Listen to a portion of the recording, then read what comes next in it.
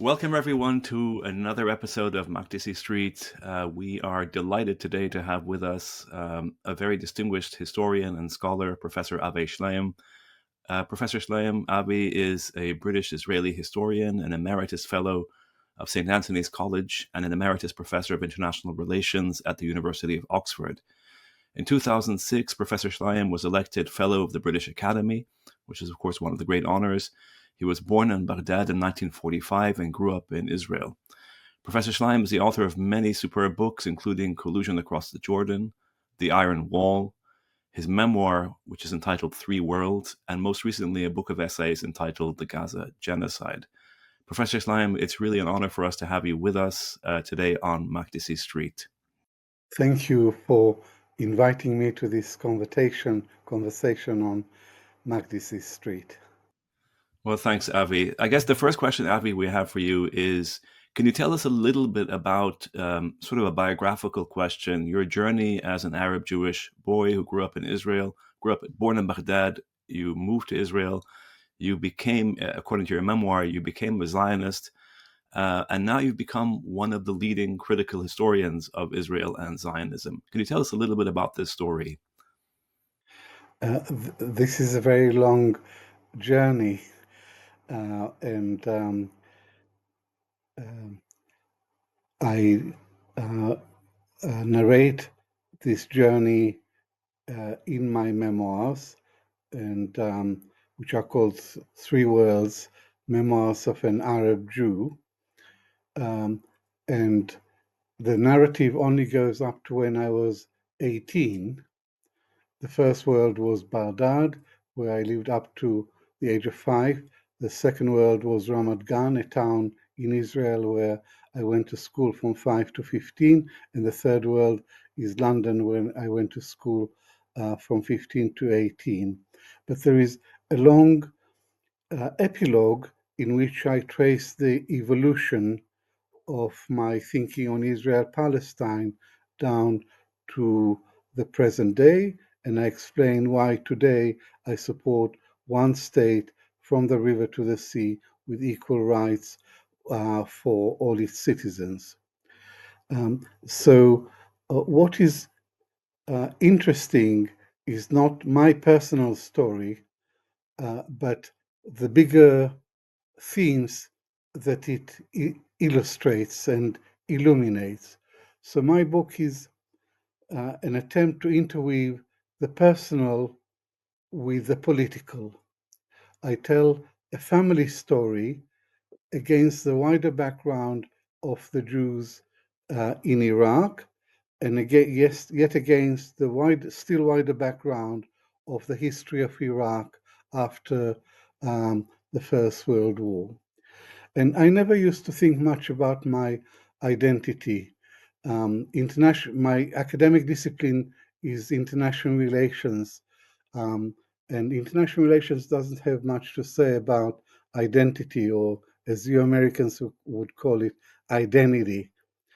Um, and it's only when I started writing my memoirs that I started to think about identity, and I reinvented myself as an Arab Jew, because that's a very controversial concept in Israel.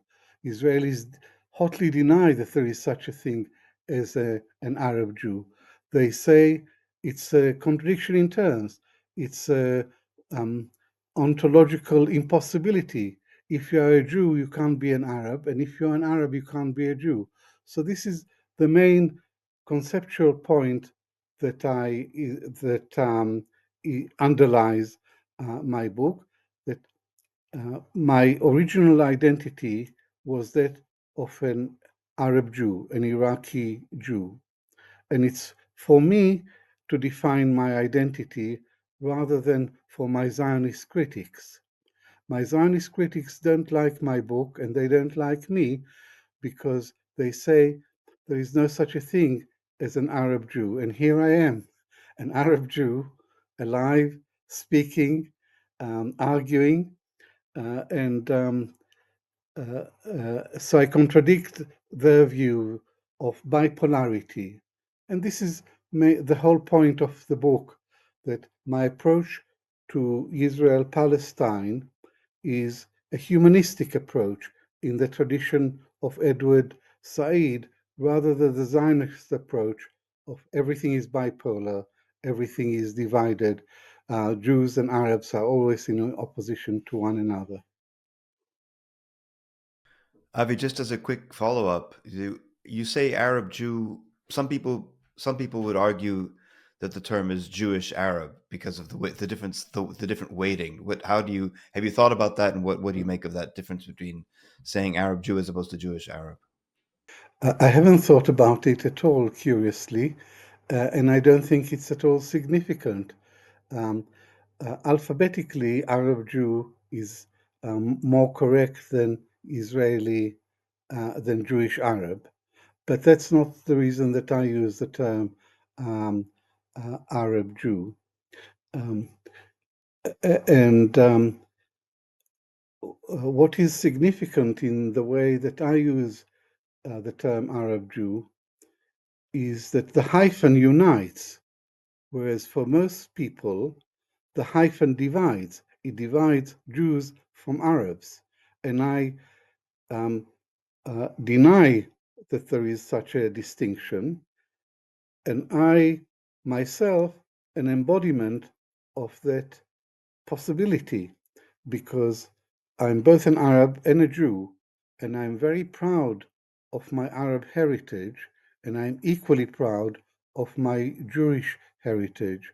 And one interview that I gave, the title that they, rather, my interviewers gave, the title that they gave to the interview was The Hyphen That Unites.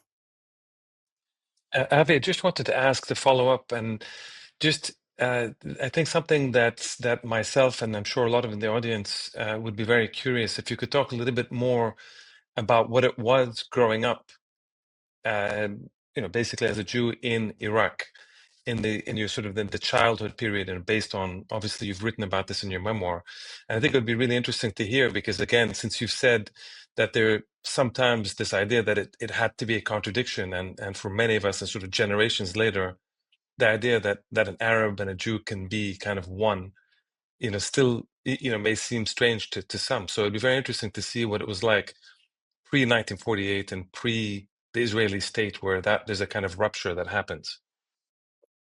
1948 was indeed a rupture which changed everything.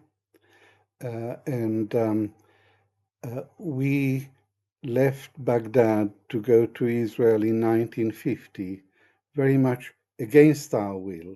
We were conscripted into the Zionist project. So my memories of Baghdad are rather hazy and fragmented. But my mother, who is the main source of information about our life in Baghdad, she loved talking about our life in Baghdad. It was the golden age. And my two paternal and maternal grandmothers moved with us to Israel, and they always spoke of Iraq as Jannah al-Allah, as paradise. The Jews in Iraq had deep roots going back 2.5 millennia ago to the Babylonian exile. And the Psalm 38 talks about by the rivers of Babylon, there we sat, there we wept, when we remembered Zion. But for my grandmothers, it would have been the other way around. By the rivers of Zion, there we sat, there we wept, when we remembered Babylon. So the point I'm trying to stress is that there was nothing unusual or abnormal about being an Arab Jew. We were Iraqis first, and Jews second. We were Iraqis whose religion happened to be Judaism, just as there were Iraqis whose religion was Christianity, and other Iraqis whose religion was Islam. And in Iraq, there were many minorities, many minorities, and the Jews didn't stand out. We were one minority among many, and there was a long tradition of religious tolerance and coexistence between the different minorities. In sharp contrast to Europe, where the Jews were the other, and they were symbolic of the other. In Iraq, Jews didn't live um, in ghettos. They were part of Iraqi society, and my family and we were perhaps privileged because my father was a very rich merchant, and we were very well off. We had a very comfortable life in Iraq, and we were very happy. And we had many friends of all religions. And my mother used to love talking about the wonderful Muslim friends that we had in Baghdad. And one day I said to her, "Did we have any Zionist friends?" And she said, "No, because Zionism is an Ashkenazi thing. It's nothing to do with us," which underlines the central point, which is that we had a sense of belonging. Iraq was our homeland. We were happy there, and we were contented there and had no desire to leave and to go to Israel.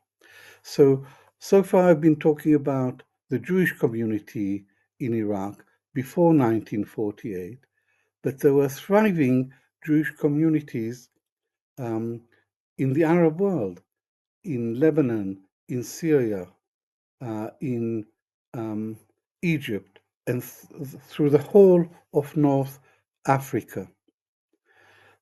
But the Jewish community in Iraq was the most ancient, the most successful, and the best integrated into local society. And the Jews in Iraq played a very constructive part in nation building at every level after the First World War.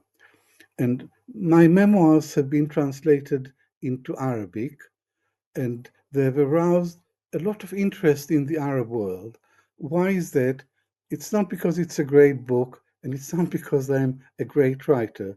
It's because for any Arab born after 1948, any Arab born after Israel was created, would have no idea that the face of the Middle East was totally different, that the Middle East, the landscape was totally different, and there were Jews everywhere in the Arab world.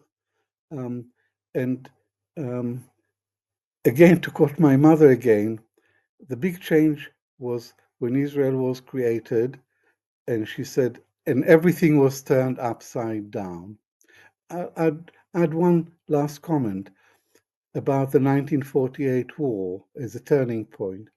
The Iraqi army fought in the war for Palestine in 1948, and at the end of the war, all of Israel's neighbors signed armistice agreements with the new states of Israel. The Iraqi army withdrew without signing an armistice agreement, so Iraq is still officially at war with Israel. But it was after the war for Palestine that there was a backlash against the Jews throughout the Arab world and in Iraq in particular. So the conclusion is that it was Zionism and the creation of the State of Israel in the heartland of the Middle East, and it was the ethnic cleansing of the Palestinians that generated the backlash against the Jews of the Arab world. It wasn't, as the Zionist narrative would have it, it wasn't perennial Arab anti-Semitism that drove the Jews from the Arab world to the Arab countries to Israel. Avi, thank you for that. That's exactly. I mean, as a historian of coexistence myself, I totally agree with what you've said, and with the sentiment and with the history that you're evoking. But I'd like to ask you a couple of questions, if I may. One is related to the Farhud of 1941, and you've talked about that in your book, and you use your, mostly as you say, through your mother, who's the one of the main protagonists in your memoir. The question: how do you deal with the Farhud, and can you explain what the Farhud is? This is, of course, before the creation of Israel, and Zionist propagandists and ideologues often use that as evidence of so-called Arab anti-Semitism before the creation of Israel. So how do you deal with that moment, which is an attack on the Jewish people of Baghdad? How do you deal with that, and how does that reconcile with your narrative of coexistence? The Farhud was a pogrom against the Jews in Iraq, and it happened on the 1st and 2nd of June 1941, and 165 Jews were killed, and many Jewish homes were attacked, atrocities were committed, Jewish women were raped, and many Jewish shops were looted. It was a really savage and traumatic experience for the Jewish community. The Zionist master narrative says that the Farhud was a product of perennial and pervasive anti-Semitism. And it was typical of Arab history and their attitude towards Jews, and it is what eventually drove the Jews to leave the Arab world and to go to Israel. And I strongly dispute this narrative. In my rendition, the Farhud was not a typical example in Muslim-Jewish relations. It was the exception rather than the rule. It was an aberration from the normal and peaceful course of Muslim-Jewish relations in Iraq over the centuries. And in my view, the real culprit for the Farhud was Sir Kinahan Cornwallis, the British ambassador to Baghdad, because Britain invented the state of Iraq after the First World War, and Britain ruled Iraq through the monarchy. And in May 1941, there was a national revolt, Iraqi revolt, led by Rashid Ali al-Gailani against the British, and he drove the British out.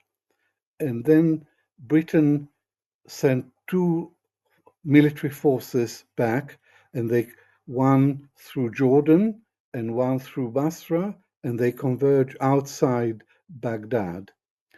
And the regent, Sir Kinahan Cornwallis ordered the British forces not to enter Baghdad because he didn't want the Iraqis to say that the regent was restored by British bayonets, which is exactly what happened. And during those 2 days, when there was no government and the British forces were south of the river, that's when there was a breakdown of law and order, and that's when the attack on the Jews happened in the first day. And in the second day, all sorts of people from the neighboring areas, poor people, peasants, also came to Baghdad, some of them to loot. So I'm not saying there was no anti-Semitism, but I'm saying that anti-Semitism wasn't the only explanation of what happened during these 2 days. And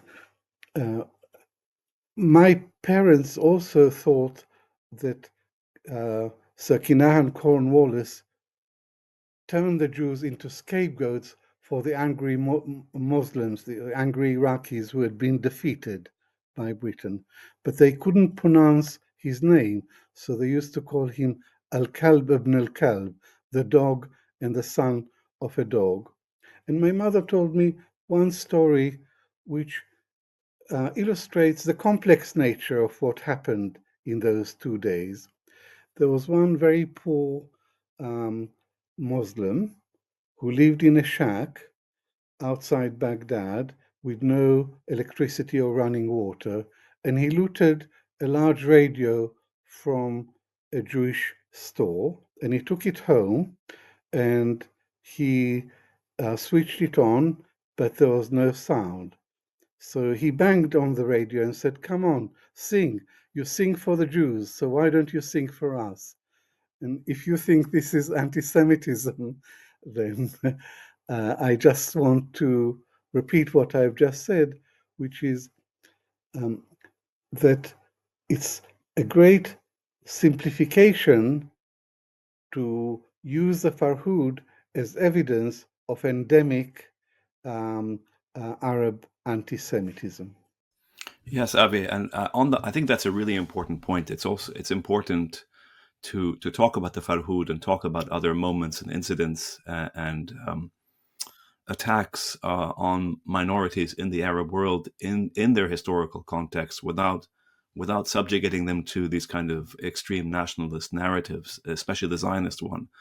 Because also, as you know, Avi, in Syria in 1860, there was a massacre of Christians in Damascus that historians, of course, know about. But in the aftermath of that, many Christian Arabs came out and opened national schools, secular schools, ecumenical schools. And my sense is, were it not for Israel, many Iraqi Jews would have been at the forefront, just as yourself, of insisting on a history of coexistence, rather than looking at the moment of rupture and saying this is the essence. They would have said exactly as you're saying, there's a much longer, deeper, richer history of connections that we need to emphasize. So, Avi, my question though is, in your memoir, you say that when you moved, we'll come back. There's a question about the Iraqi. Our mother taught us when we were growing up that the bombing of the synagogues, or I think there were a bombing of the Iraqi communities in 1948, 49, 50. I don't remember exactly when. You talk about them in your memoir. We were always told by my mother that the story was that it was the Mossad that planted these bombs or grenades or whatever to facilitate, to expedite the exodus of Iraqi Jews to Israel after 1948. And, we didn't know what to make of that. But your memoir sheds really important light on this moment. Could you elaborate a little bit on the story about what actually happened, to the best of your knowledge, in the aftermath of the creation of Israel? Why did the Iraqi Jews en masse leave? Who was responsible for that? Or was it both the Zionists and the Iraqi government?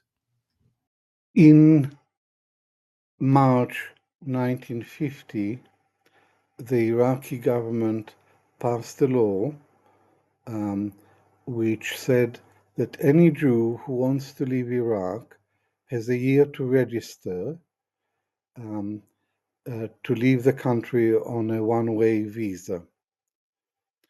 It was the denaturalization law,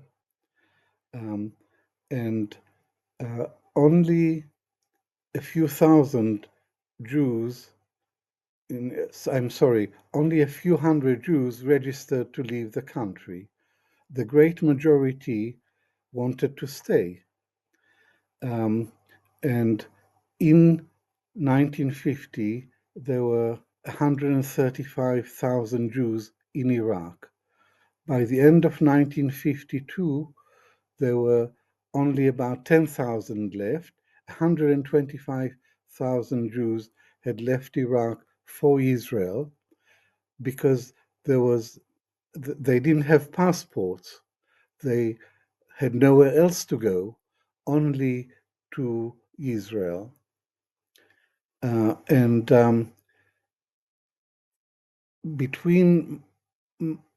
in the year after March 1950, 5 bombs exploded in Jewish premises in Iraq. And I don't argue that these bombs were the main reason for the exodus. I think the main reason for the exodus was official persecution of the Jews by the government in the aftermath of the 1948 war. That was the main reason. But the bombs certainly accelerated the pace of migration to Israel. So it's a factor that has to be taken into account, which the Zionists refused to take into account.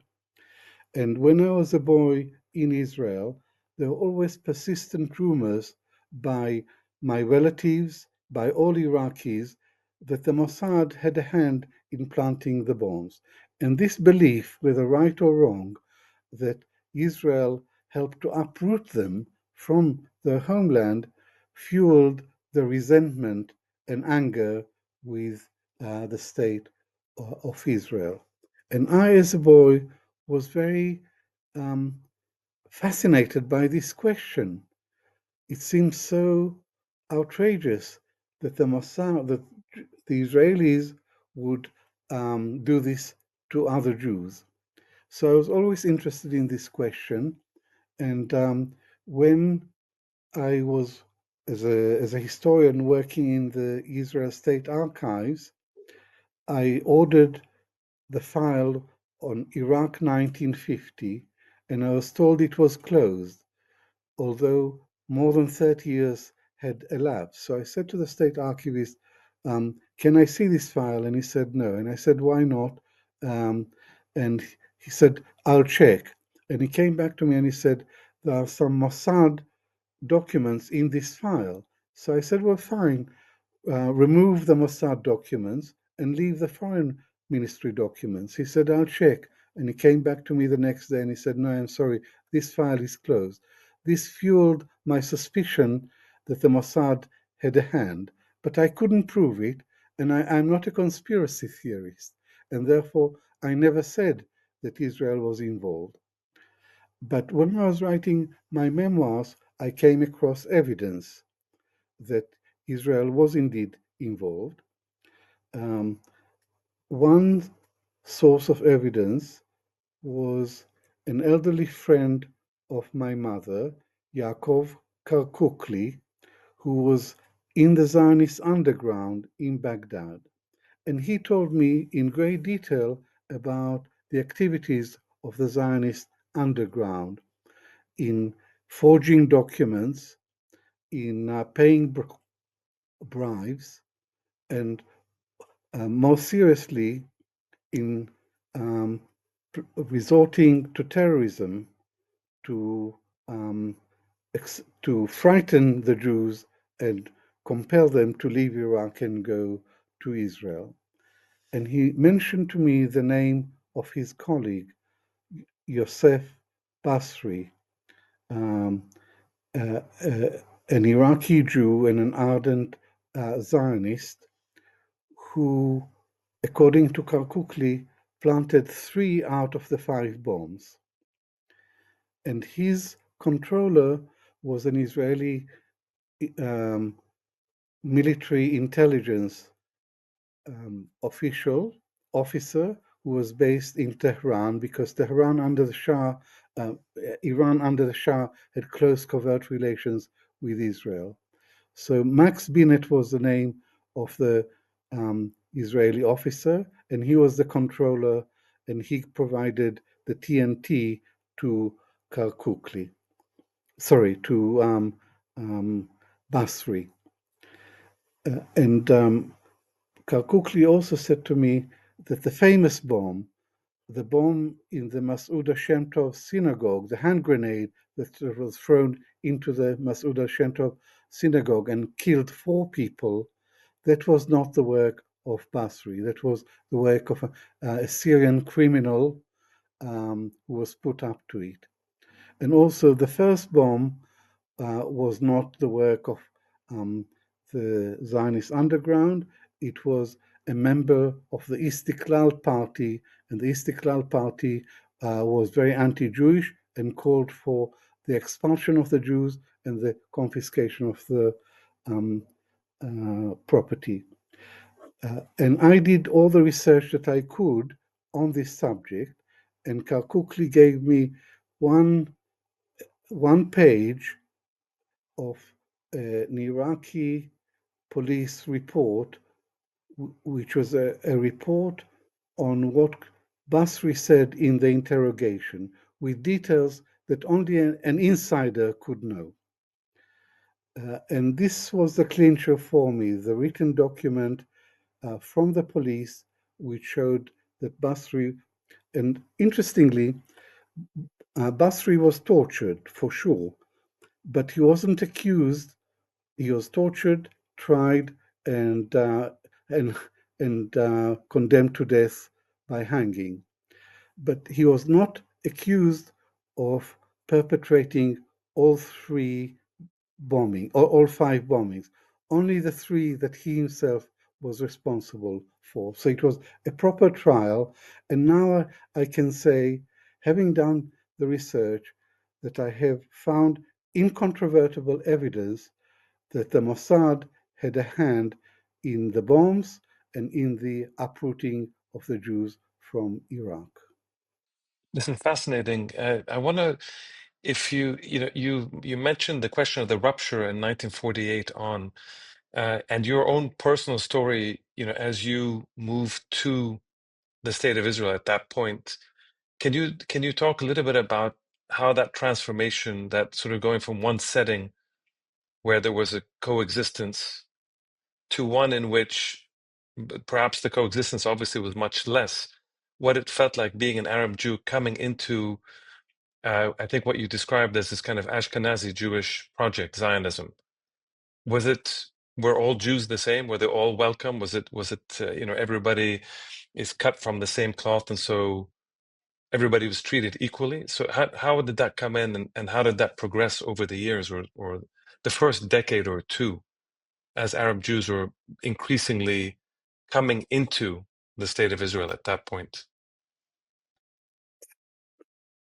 A distant relative of mine, Yitzhak Bar Moshe, was part of the Exodus, and in Israel he wrote 10 books, all in Arabic, and one of them was a book of memoirs.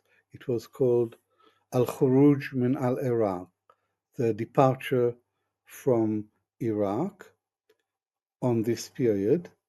And he says, we left Iraq as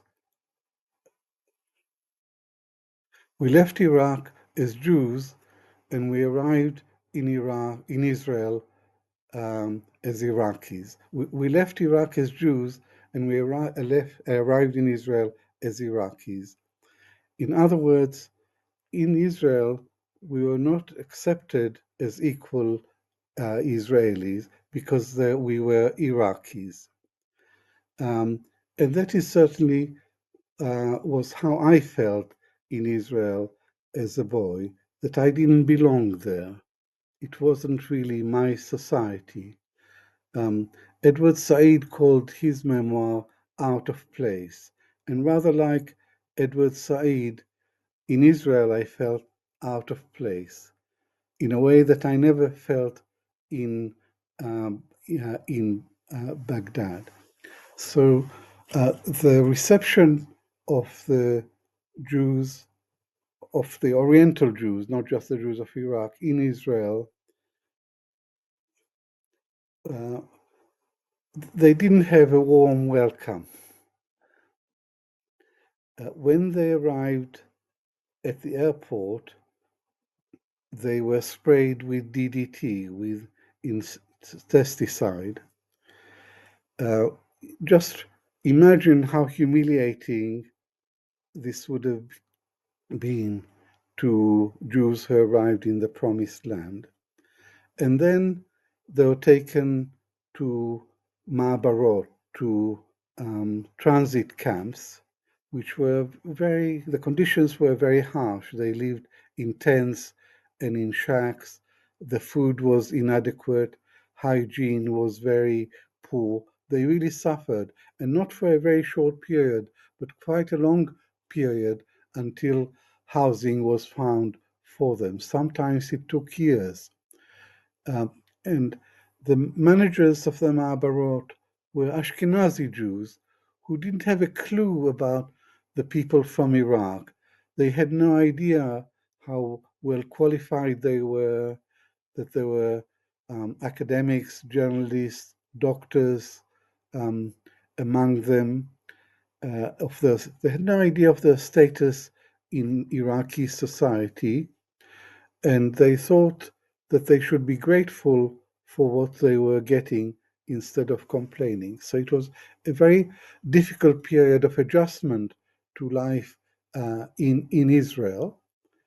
But from the beginning, there was always a sense of Ashkenazi arrogance that Arabs were regarded as inferior and primitive, and Arab Jews were not quite as primitive or backward as Arabs, but they were certainly not up to the European level of civilization.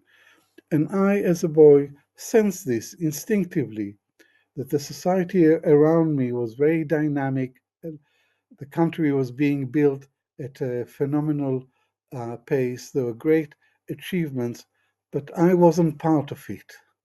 I didn't have any sense of belonging. On the contrary, I felt out of place. I felt inferior.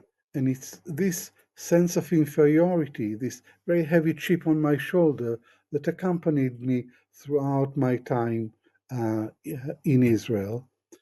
And my experience is probably quite representative, quite typical of the experience of the hundreds of thousands of Arab Jews who arrived in Israel during that period. Avi, that's an amazing story, and of course we'll turn in a minute now to the question of Zionist settler colonialism. But what you're speaking to now speaks to the extent to which Israeli society, and this is not news exactly, but it's worth going into with you as a specialist in this area now.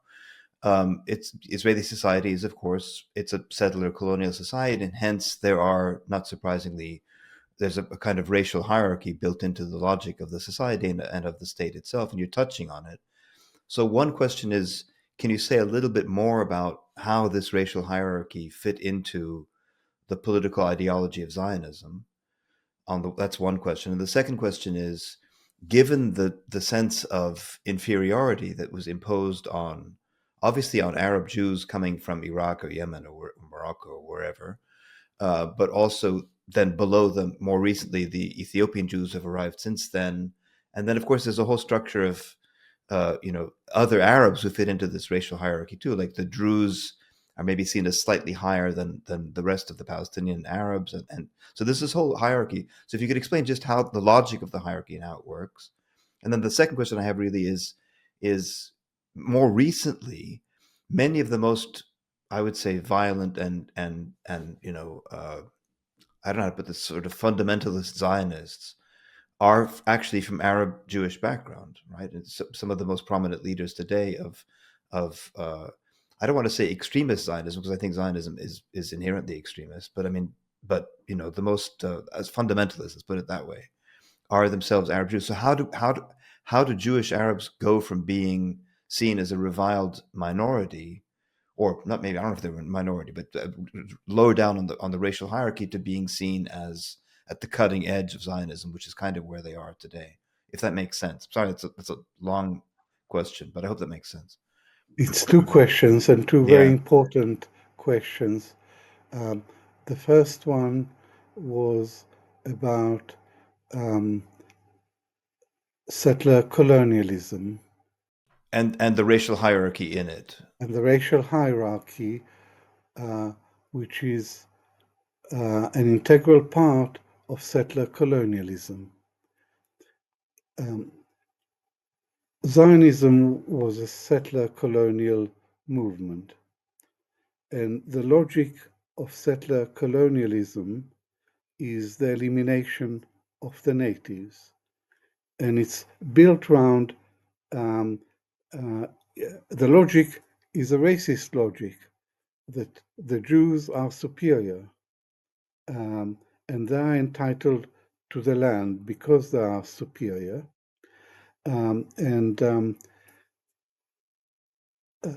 Settler colonialism, there was a gap between the Zionist rhetoric, which is developing the country for the benefit of all its peoples, and the reality of the Zionist systematic takeover of Palestine, starting with the help of Britain with the Balfour Declaration in 1917. So what has driven the Zionist movement over the last century is not universal values of freedom and liberty and equality and democracy, but rather the quest for land. And the logic from the beginning was to build in Palestine a Jewish state which is as large as possible, with as few Arabs inside its borders as possible. And you can see this in Israel today, that the aim is the ethnic cleansing of Gaza and the ethnic cleansing of Palestine, and the ethnic cleansing of the West Bank, with the aim of expanding Israel's territory and the declared aim of the extremists in the government to actually formally annex the West Bank. So this is what settler Zionism has led to. And I would say, looking in retrospect, that settler Zionism was unjust and unfair to the natives, and it only got worse and worse, and it reached a climax of cruelty in Gaza today. And there is an Arabic saying that something that starts crooked remains crooked. This Zionist project was crooked from the beginning because it was racist, and it was um, um, uh, based on the elimination of the natives. Now, let me turn to your second question. How come the Arab Jews in Israel have supported the parties of the right? How come in the present government, the most extreme ministers,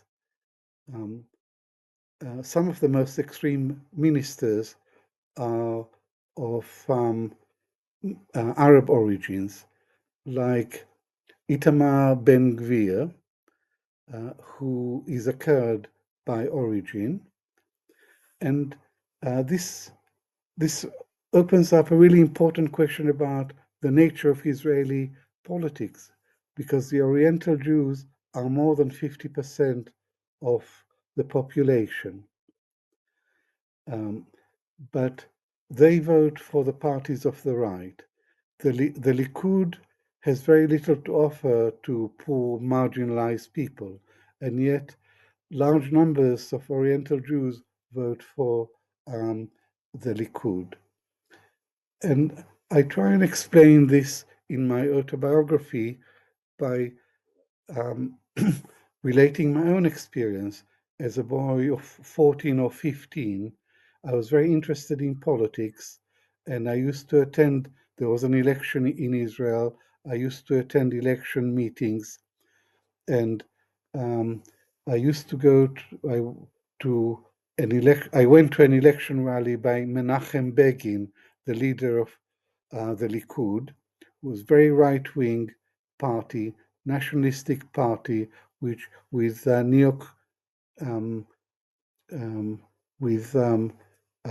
nothing to offer poor people in social and economic policy. But I was attracted to him because he was the opposition to the establishment. The establishment was Mapai, the Labour Party. The leaders were very European, very arrogant and they looked down on us, and we felt it. And here comes this Polish Jew who says, we're all equal. We're all Israeli patriots. You are my brothers. And it was this appeal that explains why so many Oriental Jews have supported the parties of the right. And there is another phenomenon here, and that is that marginal groups or immigrants tend to overcompensate by stressing their nationalist credentials. And this is what has happened all along. And this is why a party like the Likud still enjoys a large number of Oriental Jews. Now, the official explanation, why are Oriental Jews anti-Arab? The official explanation, the conventional explanation is because they live with Arabs, they suffered under Arab rule, they know what Arabs are really like, they understand the Arab mentality, in inverted commas.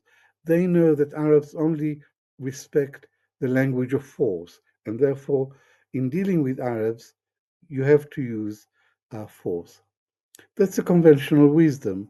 My own view is that the Jews, the Arab Jews, were indoctrinated in Israel to hate Arabs. And the Zionist leaders from Ben Gurion onwards exaggerated the Arab threat to Israel in order to unify the country internally. And this is what Netanyahu has been doing throughout his career, vastly exaggerating the external threat to Israel, calling Hamas, which is an insignificant political organization, calling it an existential threat to Israel in order to unify the society behind the government. So Oriental Jews did not come to Israel as right-wing. Iraqi Jews, many of them were very prominent in the Communist Party in Iraq. It's the Arab-Israeli conflict that has led to the Oriental Jews veering to the right and supporting the parties of the right. And that's a very important explanation of where Israel is going, because for the last 25 years, since the Second Intifada, Israeli society has been moving steadily to the right and becoming more and more overtly racist.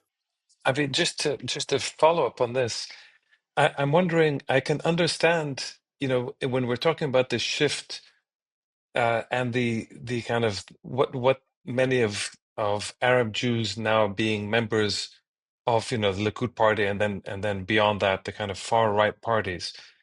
I could maybe understand it in the first couple of decades, but in recent, precisely with historians such as yourself, who have exposed a lot of this stuff, where I mean, it's no longer so difficult to find good historiography, good histories that at least complicate and just make the stories a bit more mainstream in terms of the early histories of the relations between the Arabs and the Jews pre-1948. I mean, does anybody read your books or the books of has this had an impact in the collective imagination, or has there been any infiltration of the master narrative within even liberal Zionism or among Arab Jewish groups? Or has this been totally marginalized and not allowed, even in universities? I mean, are your books not taught in history departments in Israeli universities, for example? I'm just curious if this has made its way in, since across the world we all read your books.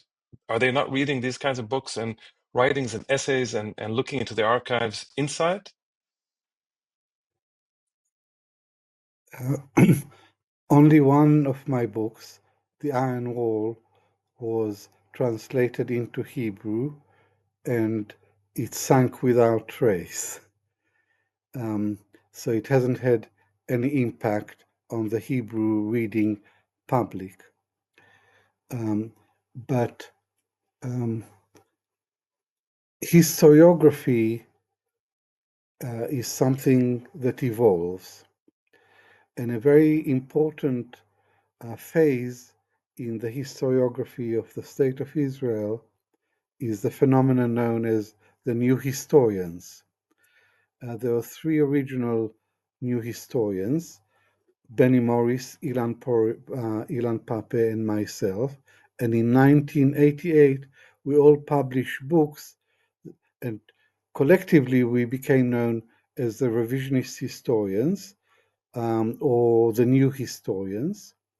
And collectively, we mounted a frontal attack on the Zionist version of the Arab-Israeli conflict. And the debate revolved about the events of 1948, and we challenged all the axioms of the old history. They said that the Palestinians left of their own accord or on orders from above. We say no, they were pushed out. The Zionists say that towards the end of the British mandate in Palestine, Britain's aim was to prevent the emergence of a Jewish state, and that Britain armed and incited its Arab allies to invade Palestine and strangle the infant Jewish state at birth. Ilan Pape proves that, on the contrary, there is a case against Britain during this period, but it was not that it tried to prevent the birth of a Jewish state, but it colluded, but that it schemed and succeeded in aborting the birth of a Palestinian state. My book, Collusion Across the Jordan, King Abdullah, the Zionist Movement, and the Partition of Palestine. In that book, I contest the bipolar view of the conflict of Israelis on one hand, Palestinians and Arabs on the other hand, and I say that below the surface, there was a tacit alliance between King Abdullah of Jordan and the Zionist, the Jewish Agency, to divide Palestine between themselves at the expense of the Palestinians. I also argue another issue in debate is, why did the conflict persist after the guns fell silent? And the Zionist answer is Arab intransigence. And my answer is that Israeli intransigence. So the new history challenged all the axioms of the Zionist narrative, and for a period it was quite influential, and some of the ideas of the new history infiltrated into the intellectual mainstream, especially Benny Morris's claim that the Palestinians didn't leave, that they were expelled, that there was the ethnic cleansing of Palestine. So, and Edward Said, who was not a historian, but it was his idea that we have a conference on, which became a book that Eugene Rogan and I co-edited. It's called The War for Palestine, Rewriting the History of 1948. Edward Said wrote the afterword, a very eloquent afterword, and he says that the new history was important, valuable at three levels. First, it gave Israelis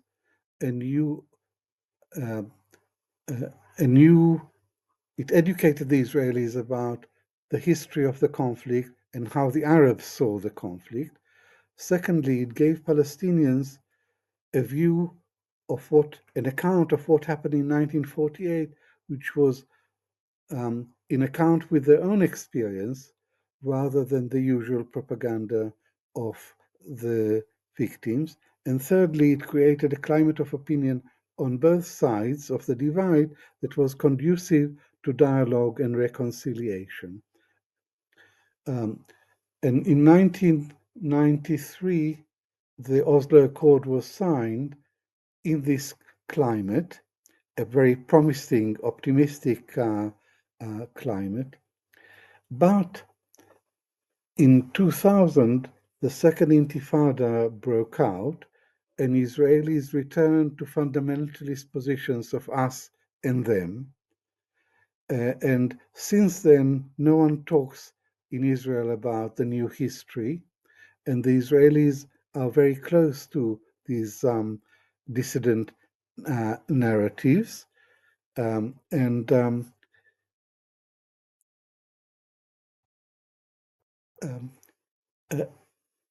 Many Israelis, about a third of the a third of the population of Israel are religious Jews. About a third, and they're a growing proportion of the population of Israel because the religious people have a higher rate of growth, and there are also significant religious parties. And they are not interested in my kind of history or any new history. For them, there is a historical book, and it's the Bible. And what matters, all that matters to them are that God gave the whole of the land of Israel to the Jews, and they don't care what historians say. But this is not just talking about historiography. So it's also something that is happening in Israeli society. Israel has been moving towards a more and more racist position, overtly racist position. Israel is the only member of state of the United Nations that I know which is officially racist. What's my evidence for that? It's the Jewish nation-state law of July 2018, which says Jews have a unique right to self-determination in Israel. In other words, there are two categories of people, Jews who have superior rights and have national rights, and Arabs who are inferior. And the logic of this law is that even if the Jews became a minority in Israel, they would still have an exclusive right to self-determination. But the present government, headed by Netanyahu, is more extreme and more racist because the policy guidelines of this government, which were submitted to the Knesset, say Jews have an exclusive right to self-determination in the whole land of Israel. So not only within Israel proper, but over the West Bank as well. Jews have an exclusive right to self-determination between the river and the sea, and the Palestinians have absolutely no rights. So that's where we are today, a Jewish supremacy state. So, Avi, on this question of a Jewish supremacist state, but can we just, before we get to this and the question of, we're going to end on the question of Gaza, of course, and the implications for Zionism. But you mentioned very briefly, if I could, Benny Morris and Ilan Pappé. Ilan is a friend of the show and a friend of ours, and obviously we have enormous respect for Ilan. Benny Morris, on the other hand, you describe in one of your essays as betraying the calling of history. That he had been a new historian, but he ended up, revealing, or I don't know what happened, but his pronouncements are extraordinarily racist, overtly racist. Yet he's not religious in that sense. He's not what you're describing as a religious nationalist as such. He's a secular nationalist, but he's unbelievably racist in what he says about Palestinians and what he says about Islam, in the way he can't deal with the evidence that he has helped uncover. So I'm wondering how you make sense of someone like Benny Morris, and also the larger claim of liberal Zionists that Zionism was and is a national liberation movement. That's how they always answer what you just said. You say that it's a settler colonial racist movement. They say it's a national liberation movement. How do you deal with that? And then the question of Benny Morris. So Benny Morris has undergone a dramatic transformation from the days when he was a new historian to becoming a right-wing person and overtly anti-Palestinian person, and indeed with racist undertones to his recent writings. Why did this happen? I'm not entirely sure, but the transformation happened during the Second Intifada, when there were suicide bombs, and I think that the suicide bombs unhinged Benny Morris, and under this under the psychological impact of the suicide bombs, he rewrote history, and he concluded that the Palestinians are liars, and the Oslo Accord was a mistake because they were never resigned to a Jewish state, that they wanted everything, but they relied on the theory of the stages, of not getting everything in one go, but in stages, and they couldn't be trusted. And he gave an interview in Haaretz I think it was 2004, which was so racist and so shocking. And he said the Palestinians, I think he said, are like animals who should be put in some sort of cages. And he wrote an article in The Guardian with his new views, rather crude right-wing anti-Arab views, and I wrote a reply and a rebuttal to his article under the heading Benny Morris and the Betrayal of History, because he used to be a positivist historian, rely only on written evidence, dismiss oral evidence as unreliable. But in this article, he makes very sweeping claims which are not based on any evidence. That's why I said he betrayed history. But what happened to Benny Morris illustrates what happened to Israeli society that I was talking about earlier, the mistrust of the Arabs, the growing hatred of the Arabs, blaming the Arabs entirely, the inability to see the Arab point of view. And this has been happening since 2000. And it leads Benny to not to rewrite history, but to reach new conclusions on the basis of the evidence. And I think that Benny Morris is a very good archival historian. He's very good at collecting the evidence and presenting it. And he has not gone back on any of the evidence that he presented in his book on the birth of the Palestinian refugee problem. He just said, before he said this refugee problem was the result of a protracted and bitter war, and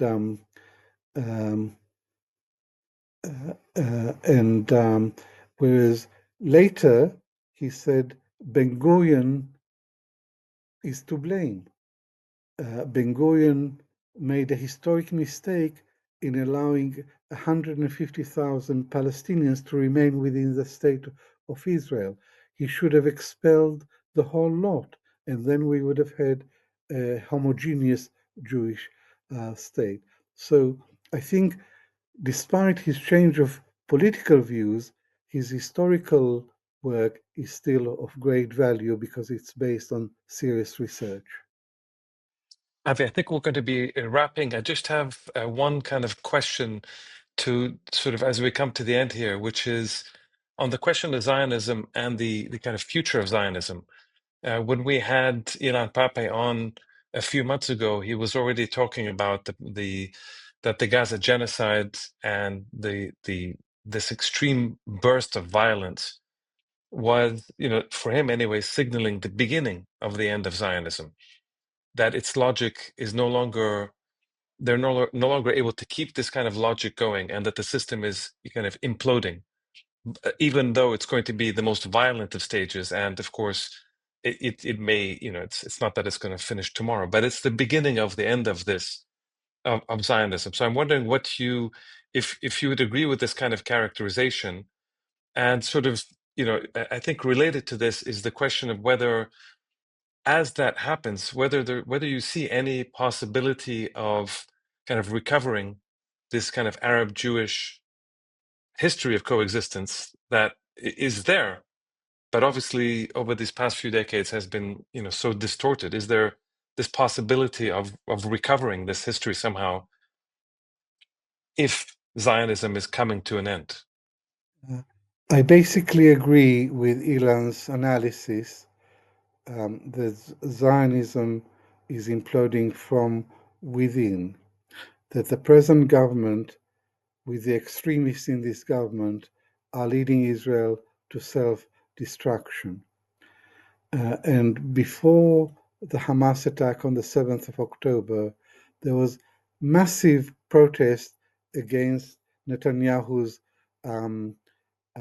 program of judicial reform, because it was profoundly anti-democratic.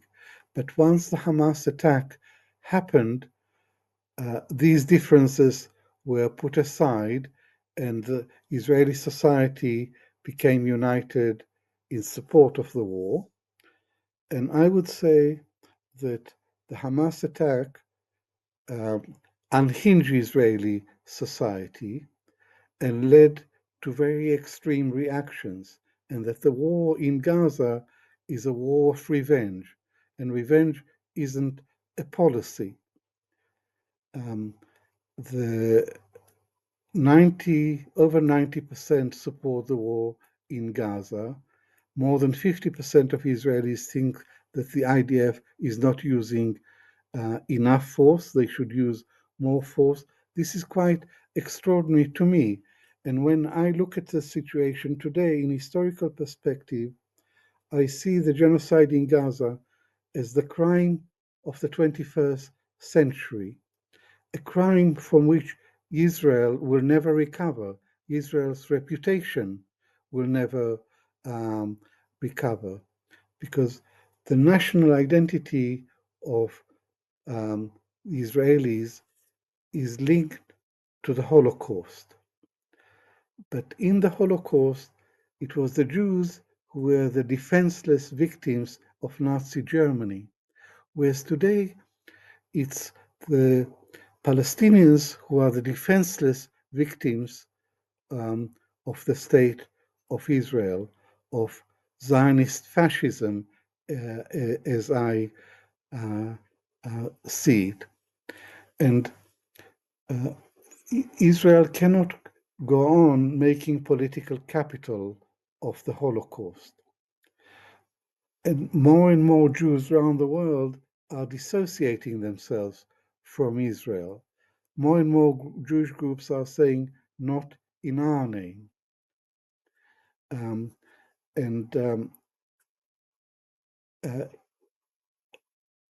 To use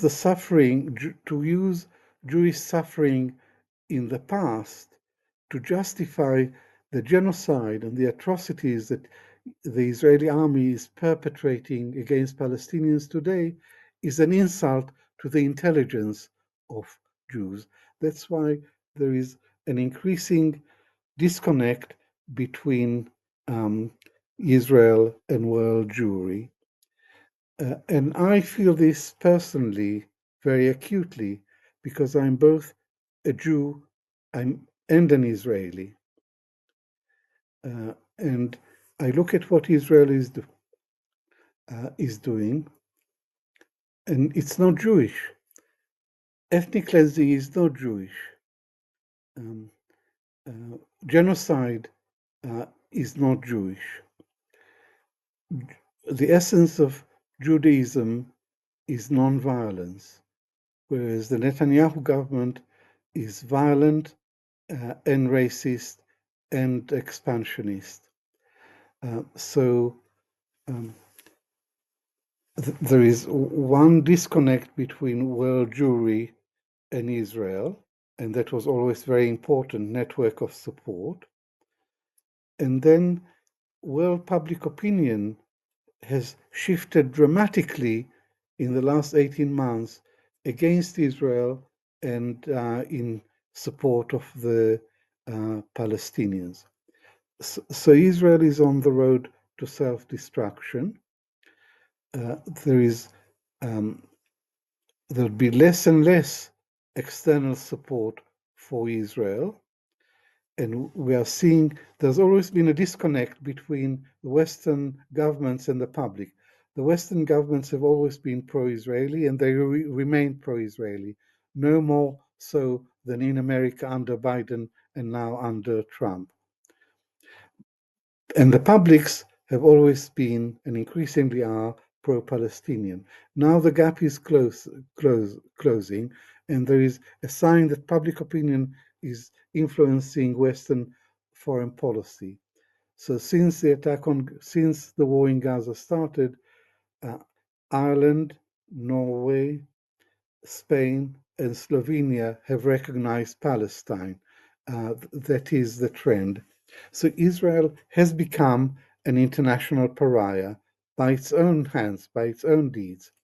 Netanyahu had an arrest warrant issued against him in the International Criminal Court.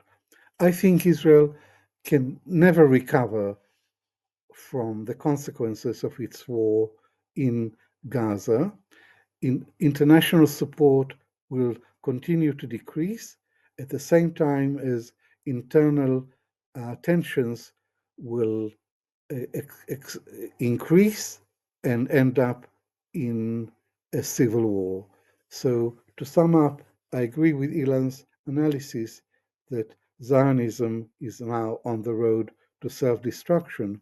But in the last phases of an empire, a lot of harm can be done, and we can see the spasm of irrational violence that Israel is unleashing on the defenseless Palestinians.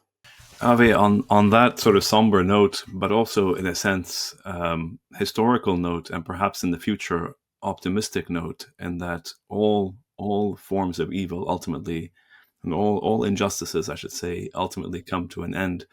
Avi, I want to thank you on behalf of MakdisiStreet for this extraordinary interview, for your honesty, for your integrity, and for the knowledge that you've shared with us today. So thank you so much, Professor Shlaim. Thank you very much, Avi. May I make one final comment? Because I didn't answer the second part of the question about how I see the future given the grim reality today.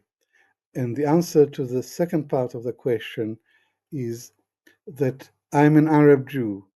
I had the privilege of living in an Arab country, and therefore I've always been able to see the Arab, not always, but most of the time, to see the Arabs not just as the enemy, but as people, to have a humane attitude towards Arabs. And my experience and the experience of my family of living happily in an Arab country enables me to think outside the box, to think that there are alternatives to Israel's policies towards the Palestinians. There are alternatives to the carnage and the butchery and the destruction that Israel is wreaking in Gaza and the West Bank. And The first thing that has to happen is for Israelis to recognize that there is no military solution to the conflict, and they have to accept Palestinians as human beings with equal rights. They have to treat the Palestinians with respect, and therefore I can envisage a better future for our region, which is rather similar to the one that my family and I experienced in the 1940s. And the actual form that this new Middle East would take is that there would be one democratic state from the river to the sea with equal rights for all its citizens, regardless of religion and ethnicity. So that is my vision of the future based on my early experience as an Arab Jew. Thank you, Avi, for that, and we share that hope for a better future. Thank you. Thank you. Thank you. Allah. Thank you, Avi. All right, guys, that was an amazing conversation and discussion with Avi Shlaim. Sadi and Karim, what did you think? I mean, it historically, first of all, it just reminds us of the depth of the world of, what's your book called? The Age of Coexistence before Zionism came along and shattered everything. I mean, if it weren't for this European movement that came out of European experience, European culture, European politics, European history, this world wouldn't be. We would be in a totally different universe. Basically, maybe we would all be at home still. Maybe he would be at home with us. I mean, like how different would the world look if it weren't for that? I'm reminded, by the way, of an extraordinary movie which we should talk about maybe in a future episode. There's a film that came out, I think, a year and a half ago called Lid. Which I can't remember if you guys have seen it or not, but basically it's about the city of Lid in Palestine, which was ethnically wiped out in 1948, led by Yitzhak Rabin, the future Nobel Peace Prize winner. He's the one who led the expulsion. There were massacres in Lid and so forth. And so what this movie does is it operates on sort of two wavelengths. Most of it is taken up by interviews with the survivors of the Nakba in 1948 who were from Lid and end up in the West Bank. And then it also revisits the present day minority Palestinian community inside those survivors who remained after 1948. So it's all about ethnic cleansing and dispossession and racism and apartheid and this kind of stuff. But then there's a kind of every I don't know what the intervals are, but there are intervals where we go into this animated alternative history, this sort of speculative history, what could have been if Zionism didn't exist. And there's several different scenes that come to mind, but one that I keep remembering is, in this animated alternative history, we're in the Lid Central train station, and the train is coming from Beirut to Cairo, and there's a stop in Lid, as there was, of course, back in the day. So, Avi, that discussion takes us back to that age. First of all, that age of what used to be before the advent of this nightmare of Zionism, and then the second, of course, the prospective future of how it could be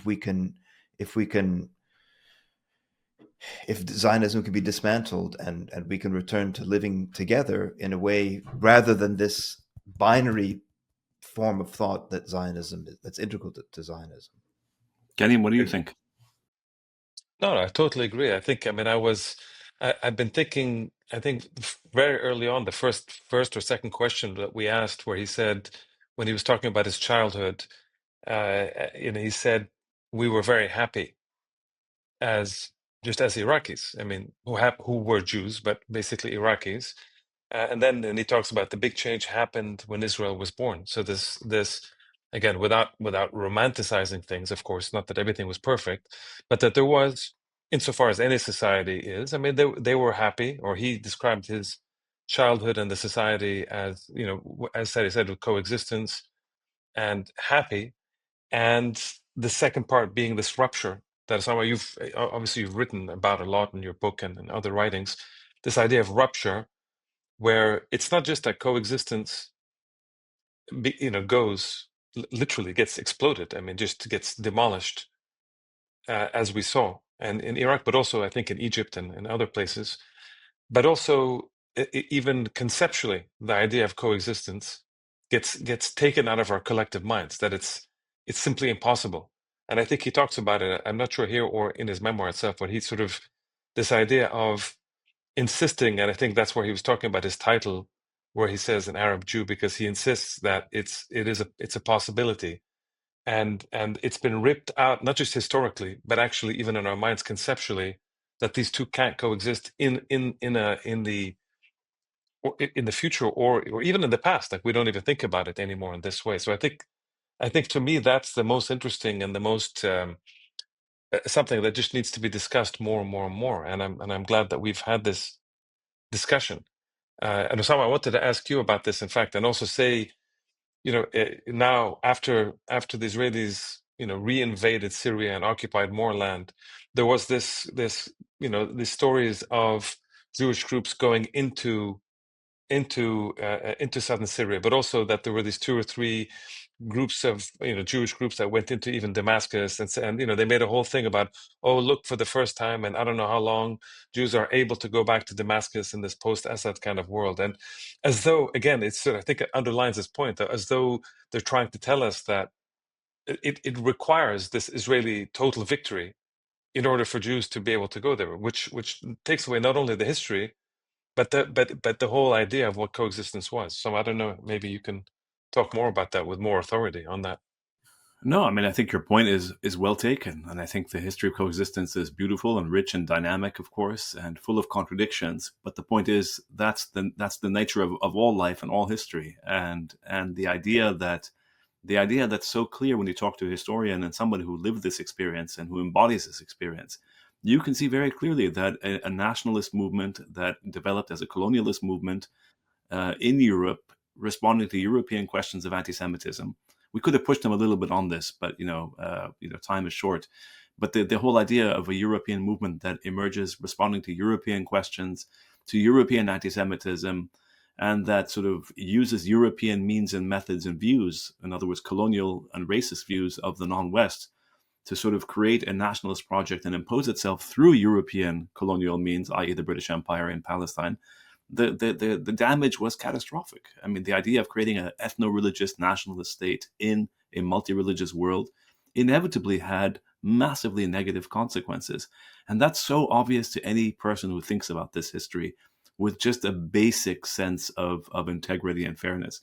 And then the Zionists, as we saw in our discussion with Avi, the Zionists have spent so much time sort of adding, sort of trying to totally misinterpret the history of the past, creating not just binaries, but just utter contradictions, negations, ontological negations between being Arab and Jewish, as if one can't be an Arab Jew. We asked, our first question to him was about being an Arab, right? Or among the first questions was being an Arab Jew or a Jewish Arab. I mean, we're Christian Arabs, and nobody bats an eyelid anymore about the idea of being a Christian Arab and nor a Muslim Arab. But when you say Jewish Arab or Arab Jew, suddenly people go, wait, hang on, that doesn't sound right.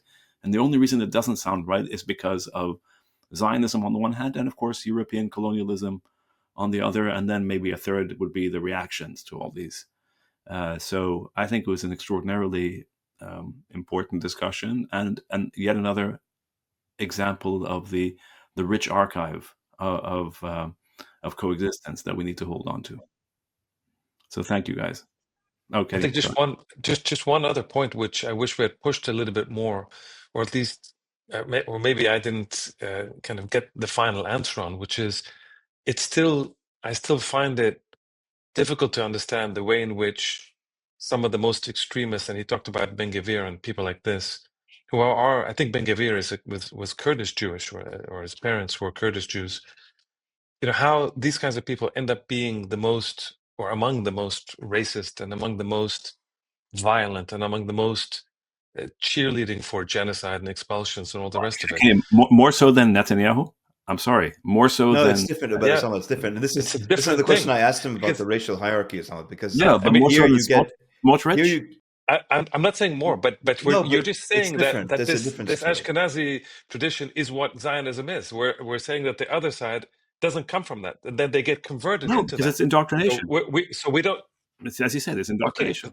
No, first it's year, second indoctrination. year, It's first decade, indoctrination. second decade, and then No, what? no, it's indoctrination, but it's also the dysfunction of the racial hierarchy that I asked him Yes, about. I think it's a combination. Obviously, Because it's the Arab Jew, they're sort of the lowest. They're actually, now there's the Ethiopian Jews below them in the Zionist racial hierarchy, right? And of course, then there's the Palestinian Druze after them, and then the Palestinian Bedouin, and so on. And so there's a whole racial hierarchy and everybody, the whole function of a colonial Israel is not unique in this. There are lots of historical precedents for colonial racial societies with these racial hierarchies. The whole function of the racial hierarchy is that everybody on each rung is supposed to be kicking down at the people below them, and that is the function of a Ben-Gvir. I mean, that explains not all of his genocidal mania, but it explains part of his genocidal mania is the fact that he knows as an Arab he's always going to be inferior I know, to the but I people think on the that hierarchy.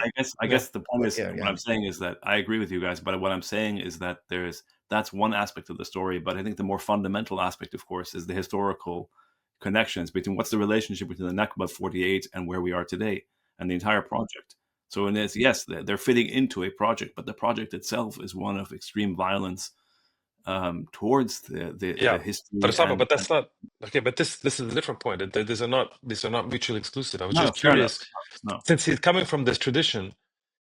I mean, yeah, we know from colonial history, instead of saying the racialized ways of colonialism, that this. But I was just trying to understand that maybe in the first part, I mean, he had mentioned, I don't know if it's in his book or in some other writing, where he says that when they moved from as a kid and his family and those like him, I think when they were moving, I don't know if but at least those that came from Iraq, I think he was more upper class, so maybe he didn't experience this, but he was recounting how others when they came from Iraq, they were sprayed with DDT when they this came is in. famous. This has been documented. Their Okay, history. right. No, but I mean, he and was talking babies about separated from their parents and all kinds of things. right. So you have, but the DDT in particular, this idea of spraying DDT because you're washing off whatever it is, and you're coming in here, you're washing off your Iraqi Arab part, and you're just letting in the Jew part. I mean, that's presumed what this is. But then if you fast forward, you go all the way to the stories where. Which is not a conspiracy. I mean, this was I think officially recounted when they threw out all the Ethiopian Jews. In the 90s, I think it was 96 or somewhere in the mid late 90s, where they uncovered that Ethiopian Jews that were coming in and they were giving blood in the blood banks. They were officially dumping out all the blood because they didn't want to be dealing with African black blood as they were circulating around. So you have this from the DDT to the throwing out of the blood. That kind of still emphasizes this racialized hierarchy and didn't change. So over these many decades, it's not like there was no changes. The melting pot never happened, even Yeah, within the the various hierarchy. components of. On the It contrary, didn't change. the racial hierarchy gets Yeah, stronger and stronger and stronger. exactly, Clearly, exactly. yeah. All right, thank you, guys. Thank you. Thanks.